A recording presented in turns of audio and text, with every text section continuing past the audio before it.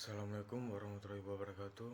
Nama saya Lopian Chandra Gunawan, NIM 2010-2046, di Ilmu Pemerintahan semester 2.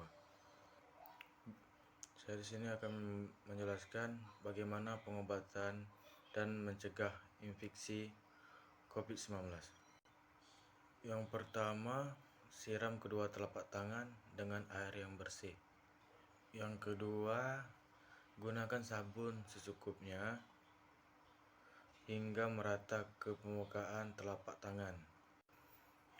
3.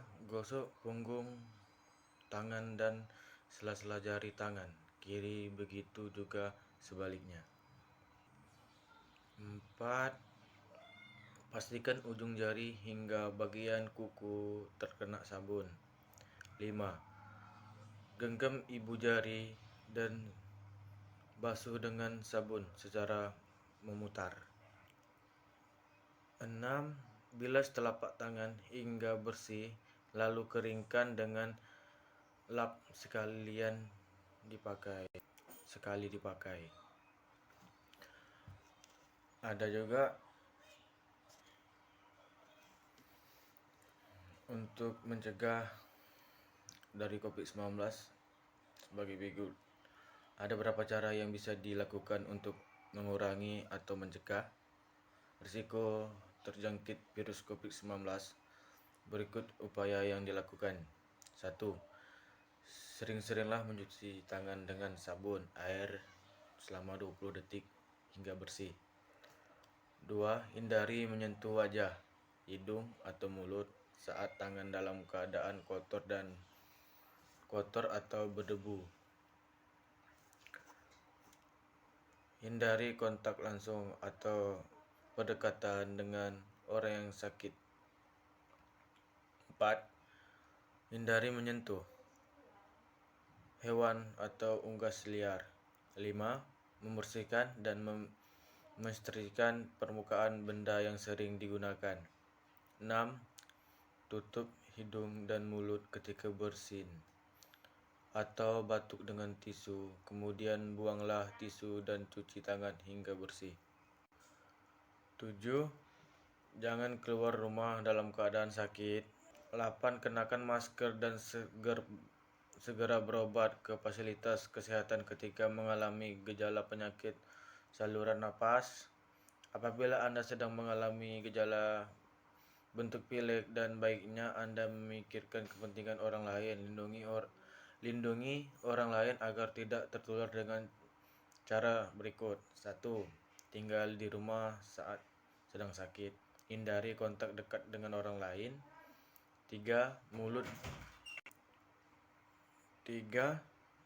Tutupi mulut dan hidung dengan tisu ketika batuk atau bersin. Langsung buang tisu ke tempat sampah dan cuci tangan Anda. 4. Mencuci tangan setelah batuk atau bersin. 5.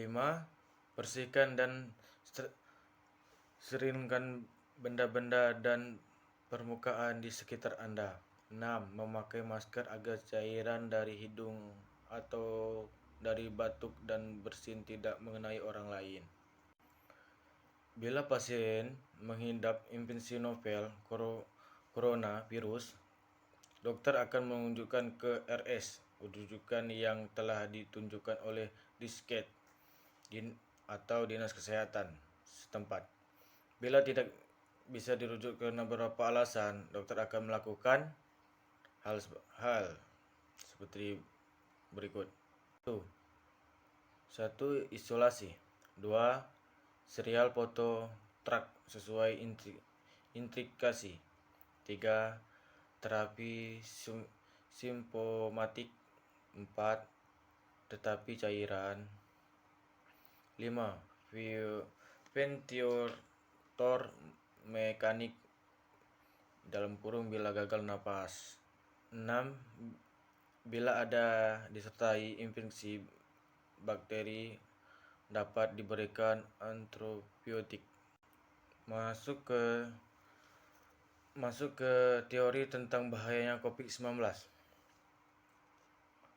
Virus corona alias COVID-19 ternyata meninggalkan gejala sisa jangka panjang bagi pasien yang sudah sembuh.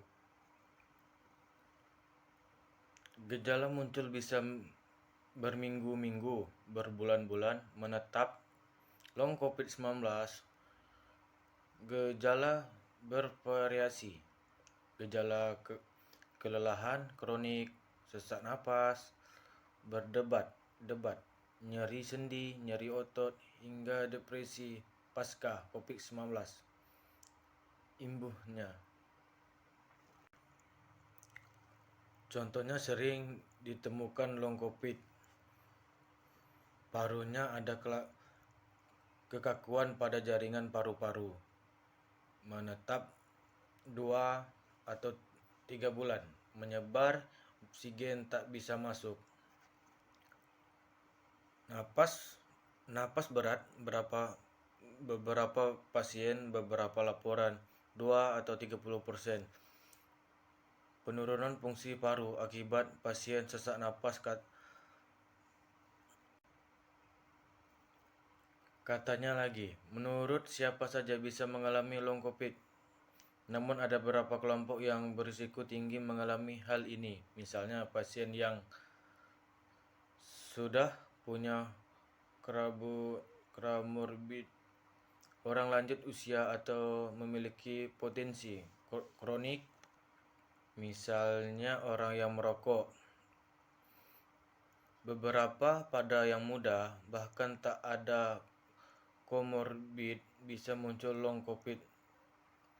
Imbuannya, dia menjelaskan gejala long COVID pada paru-paru tergantung gejala COVID yang diderita. Jika COVID-19 dengan gejala ringan biasa tidak terjadi long COVID. Namun untuk gejala COVID-19 sedang, berat, kritis, biasanya akan terjadi long COVID. Lalu bagaimana dengan vaksin? Apakah bisa mencegah terjadi long COVID? Vaksin mencegah seseorang terinfeksi, yang konsepnya seseorang menjadi punya imunitas. Tentunya untuk kalau dia tidak terinfeksi, tidak akan muncul long COVID. Tetapi memang kalau orang itu jadi terinfeksi, apakah long COVID masih pensi kan mencegah infeksi. Begitu tidak sakit, ya tidak muncul long COVID. Sekian dari saya. Wassalamualaikum warahmatullahi wabarakatuh.